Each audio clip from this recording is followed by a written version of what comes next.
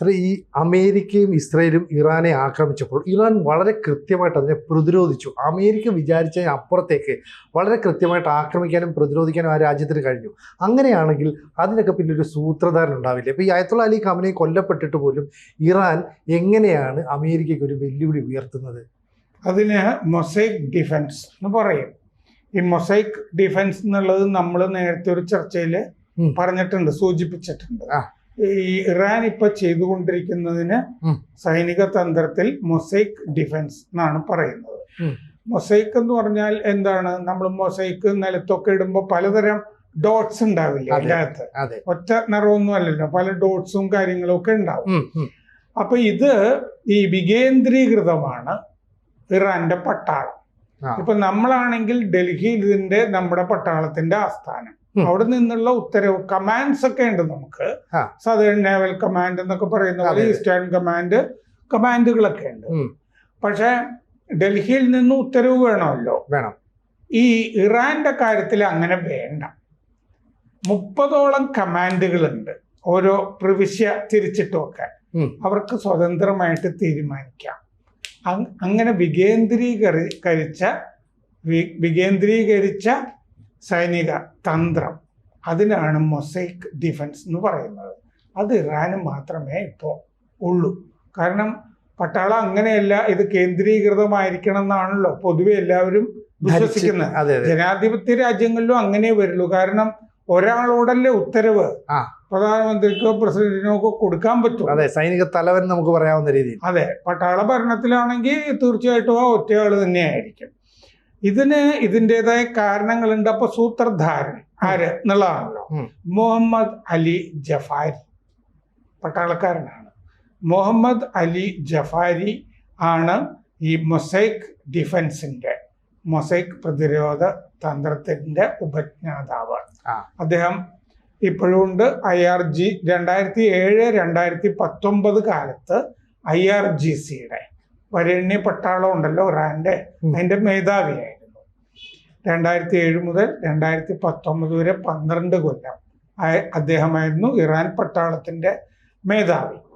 ഇപ്പോ അദ്ദേഹത്തിലേക്ക് വരുന്നതിന് മുമ്പ് ഇറാന്റെ വിദേശകാര്യമന്ത്രി അബ്ബാസ് അരാക്ചി തന്നെ പറഞ്ഞിട്ടുണ്ട്, ഞങ്ങള് ഈ മൊസൈക്ക് ഡിഫൻസ് ആവിഷ്കരിച്ചത് 2 ദശകങ്ങൾ 20 കൊല്ലത്തോളം അമേരിക്കയെ പഠിച്ചിട്ടാണ്. അമേരിക്ക ഓരോ സ്ഥലത്തും ഇറാഖിലും ഒക്കെ എന്തൊക്കെ ചെയ്തിട്ടുണ്ട് എന്ന് പഠിച്ചിട്ടാണ് ഞങ്ങൾ ഇതിലേക്ക് എത്തിയത്. അപ്പോൾ ടെഹ്റാനെ മൊത്തം അമേരിക്ക ബോംബ് ചെയ്തത് കൊണ്ട് ഒന്നും ആവുകയുമില്ല. ഡീസെൻട്രലൈസ്ഡ് മൊസൈക്ക് ഡിഫൻസ് കാരണം യുദ്ധം എപ്പോൾ നിർത്തണമെന്ന് ഞങ്ങളാണ് തീരുമാനിക്കുക. ഇതാണ് അരാക്ചി പറഞ്ഞത്. അതുകൊണ്ട് ഈ ടെഹ്റാൻ മുഴുവൻ നിങ്ങൾ തകർത്തു എന്ന് പറഞ്ഞാൽ നിങ്ങൾക്ക് സന്തോഷിക്കാൻ 2 പഗ്ഗൊക്കെ അടിക്കാനായിരിക്കും. പക്ഷെ അതുകൊണ്ട് വിശേഷമൊന്നുമില്ല, ഞങ്ങളാണ് തീരുമാനിക്കുന്നത്. അതാണ് മുസ്താബയും പറഞ്ഞത്, ട്രംപ് വെടിനിർത്തൽ പ്രഖ്യാപിച്ചാലും ഞങ്ങൾ യുദ്ധം തുടരും എന്നിപ്പോ തന്നെ പറഞ്ഞു കഴിഞ്ഞല്ലോ. എന്താണ് മൊസൈക്ക് ഡിഫൻസ് എന്നുള്ളതാണ് പിന്നത്തെ ചോദ്യം. മൾട്ടിപ്പിൾ റീജിയണൽ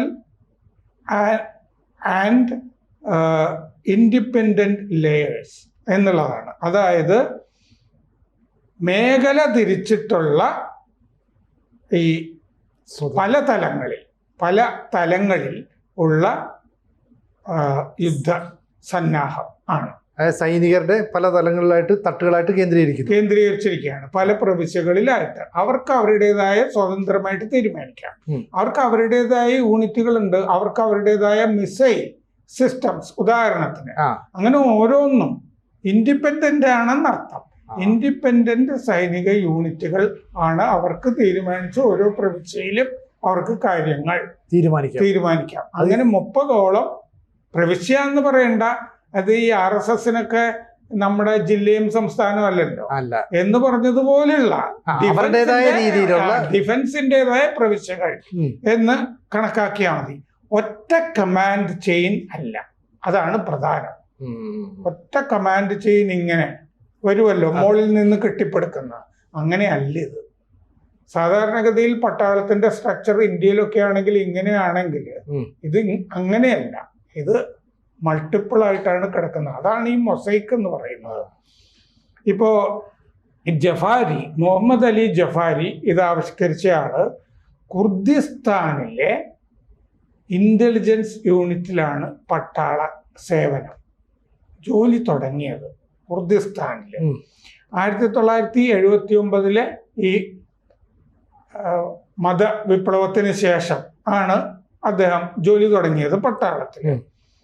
അപ്പോ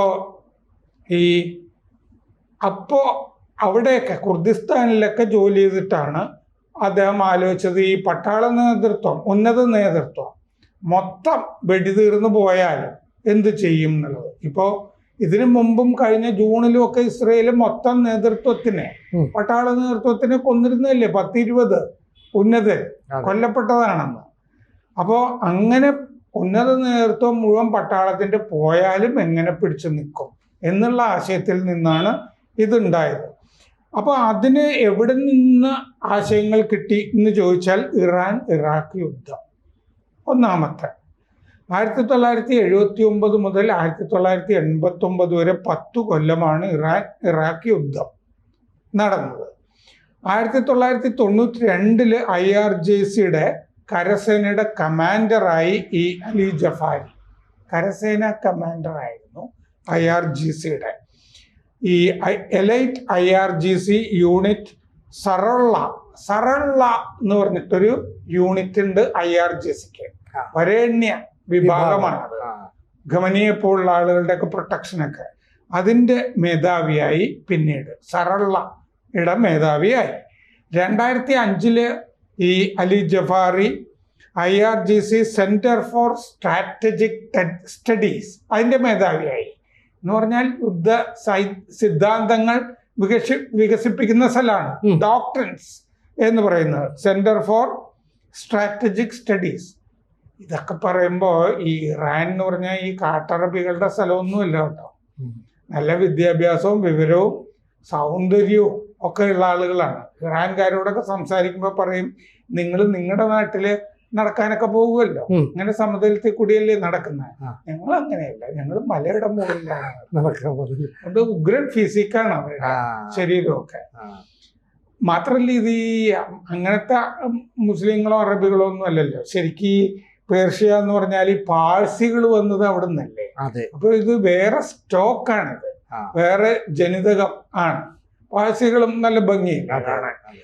അപ്പോ അങ്ങനെ ഈ director IRGC centre for strategic studies അതിൻ്റെ മേധാവി ആയിരിക്കുമ്പോഴാണ് ഈ മൊസൈക്ക് ഡോക്ട്രിൻ, മൊസൈക്ക് ആശയം വികസിപ്പിക്കുന്നത്.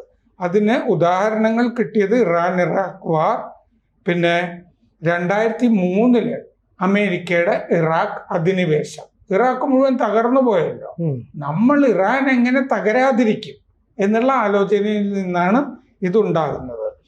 2007 IRGCയുടെ കമാൻഡറായി അങ്ങനെ ഈ ആവിഷ്കരിച്ച ആശയം നടപ്പാക്കാനും പറ്റി.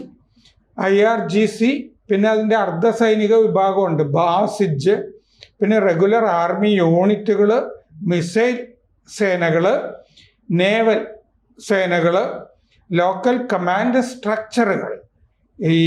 ഇതൊക്കെ ഈ വിതരണം ചെയ്തിരിക്കുകയാണ് ഇതിൻ്റെ അകത്ത്. സെൻട്രലൈസ്ഡ് അല്ല, മുഴുവൻ വിതരണം ചെയ്ത് കിടക്കുകയാണ് ഈ ഇറാനിലെ സ്ട്രക്ചറിൻ്റെ അകത്ത്. ഒരെണ്ണത്തിനെ ഹിറ്റ് ചെയ്ത് നശിപ്പിച്ച് ചെയ്താലും മറ്റുള്ളവ പ്രവർത്തിച്ചുകൊണ്ടിരിക്കും. പിന്നെ മറ്റേതിനെ റീപ്ലേനിഷ് ചെയ്യാനും പറ്റും. നേതാക്കൾ പോയാലും ശൃംഖല തുടരും.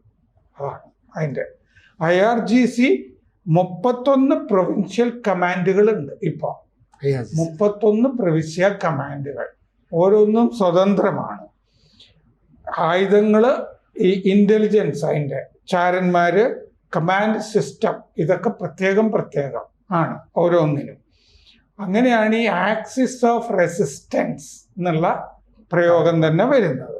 2001 അഫ്ഗാൻ അധിനിവേശം അമേരിക്കയുടെ, അതിൽ നിന്നും ഇറാൻ പാഠങ്ങൾ പഠിച്ചു. 2003 ഇറാഖ് അധിനിവേശം അമേരിക്കയുടെ, ഇതിൽ നിന്നും പാഠങ്ങൾ പഠിച്ചു. ഇങ്ങനെയാണ് ഈ മൊസൈക്ക് ഡോക്ട്രിൻ ഇറാനുണ്ടാകുന്നത്. ശരിക്കും ഈ സ്ട്രാറ്റജി അമേരിക്കയുടെ ഇസ്രയേലിന്റെ ആക്രമണത്തെ ഒരു പരിധി വരെ ചെറുത്ത് തോൽപ്പിക്കാനായിട്ട് സാധിച്ചു എന്നുള്ളത് വലിയൊരു നേട്ടമായിട്ട് അവർക്ക് എടുത്ത് പറയുകയും ചെയ്യാം അല്ലെ. ഒരു പരിധി വരെ ചെറുത്ത് തോൽപ്പിച്ചു എന്നുള്ളതല്ല, ഇറാൻ ഇങ്ങനെ തന്നെ നിലനിൽക്കും എന്നുള്ളതാണ് ഈ അമേരിക്കയും ഇസ്രയേലും ഇതിനകം പഠിച്ചിട്ടുള്ള പാഠം. എന്താണ് അവർക്ക് പ്രത്യേകിച്ച് സംഭവിച്ചിട്ടുള്ളത്? ഇറാൻ ഈ പറഞ്ഞ പോലെ ടെഹ്റാനിൽ കുറെ ബോംബ് ഇട്ടിട്ടുണ്ട്, ഒരു സ്കൂളില് അല്ലേ, കുറെ കുട്ടികളെയൊക്കെ കൊന്നിട്ടുണ്ട്, ടൊമാഹോക്ക് മിസൈല്. പക്ഷെ ഓരോ സ്ഥലത്ത് നിന്നും, അതായത് നമ്മൾ ഈ ഗറില്ല ആക്രമണം എന്നൊക്കെ പറയില്ലേ, കാട്ടില് മരത്തിന്റെ മറന്നു നിന്ന് എന്നൊക്കെ പറയുന്ന പോലെ, എന്ന് പറഞ്ഞ പോലെ ഇറാനിൽ മൊത്തം ഗറില്ല സംഘങ്ങളാണ് എന്ന് വിചാരിച്ചു കഴിഞ്ഞാൽ ഈ ഡോക്ടറിൻ മനസ്സിലാവും. കാരണം എല്ലാ ഗ്രാമത്തിലും ഇതുപോലെയുള്ള മിസൈൽ സംഘങ്ങളും ഒക്കെ ഇറാനുണ്ട്. കൂടുതൽ വാർത്തകളും വിശേഷങ്ങളും നിങ്ങളിലേക്ക് എത്താൻ ABC മലയാളം സബ്സ്ക്രൈബ് ചെയ്യുക, ബെൽ ബട്ടണും അമർത്തുക.